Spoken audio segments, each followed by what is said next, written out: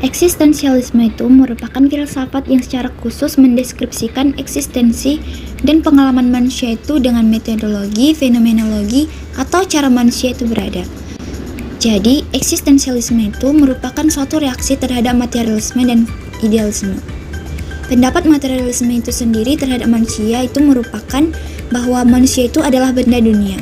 Manusia itu adalah materi dan manusia itu merupakan sesuatu yang ada tanpa menjadi subjek.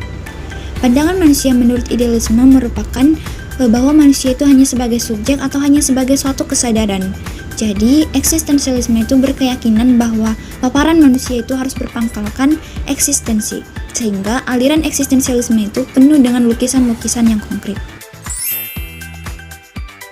Istilah eksistensialisme dikemukakan oleh ahli filsafat Johann Martin Heidegger 1889-1906. Eksistensialisme adalah merupakan filsafat dan akar metodologinya berasal dari metode fenomenologi yang dikembangkan oleh Husserl. Munculnya eksistensialisme berawal dari ahli filsafat Kaiser Jerman untuk menjawab pertanyaan, bagaimanakah aku menjadi seorang individu? Hal ini terjadi karena pada saat itu terjadi krisis eksistensial, manusia melupakan individualitasnya. Kaiser menemukan jawaban untuk pertanyaan tersebut. Manusia bisa menjadi individu yang autentik jika memiliki gairah, keterlibatan, dan komitmen pribadi dalam kehidupan. Nietzsche 1844-1900, filsuf Jerman bertujuan untuk menjawab pertanyaan, bagaimana caranya menjadi manusia unggul? Jawabannya, manusia bisa menjadi unggul jika mempunyai keberanian untuk merealisasikan diri secara jujur dan berani. Sikun pribadi 1971, eksistensialisme sangat berhubungan dengan pendidikan karena pusat pembicaraan eksistensialisme adalah keberadaan manusia, sedangkan pendidikan hanya dilakukan oleh manusia. Nah, selanjutnya bagaimanakah tujuan pendidikan menurut pandangan eksistensialisme? Nah, tujuan pendidikan adalah untuk mendorong setiap individu agar mampu mengembangkan semua potensinya untuk pemenuhan diri. Nah, implementasi filsafat eksistensialisme ini dalam pendidikan adalah memberikan bekal pengalaman yang luas dan komprehensif dalam semua bentuk kehidupan.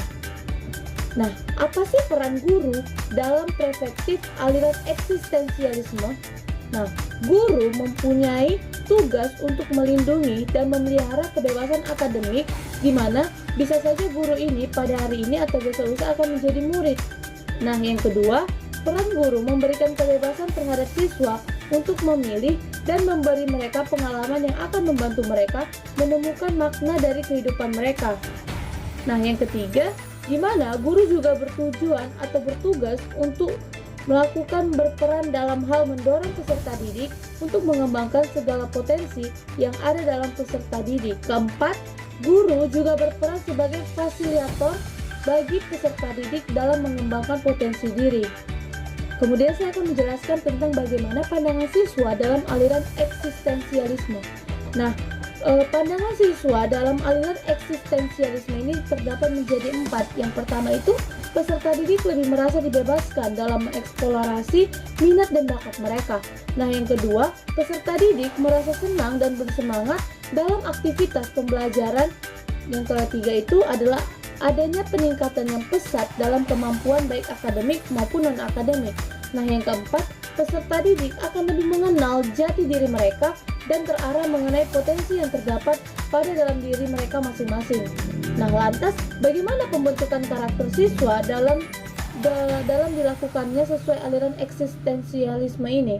Nah, mereka dengan cara memberikan para siswa kebebasan individual yang luas dan masyarakat, sehingga mereka bisa mengajukan pertanyaan, melaksanakan pencarian mereka sendiri, dan menarik kesimpulan dari mereka sendiri. Jadi dapat disimpulkan bahwa berbeda dengan filosofi tradisional, eksistensialisme itu berusaha membebaskan manusia dari belenggu alam semesta yang dikategorikan dan disistematisasi. Eksistensialisme itu menggambarkan manusia sebagai makhluk yang ada di dunia, yang memiliki tanggung jawab atas definisi dirinya berdasarkan pada penekanan subjektivitas manusia, kebebasan pribadi, dan tanggung jawab individu. Pencarian keaslian dilakukan dengan kesadaran bahwa dialah yang membuat nilai-nilainya sendiri dan menciptakan esensinya sendiri tanpa bantuan dari luar.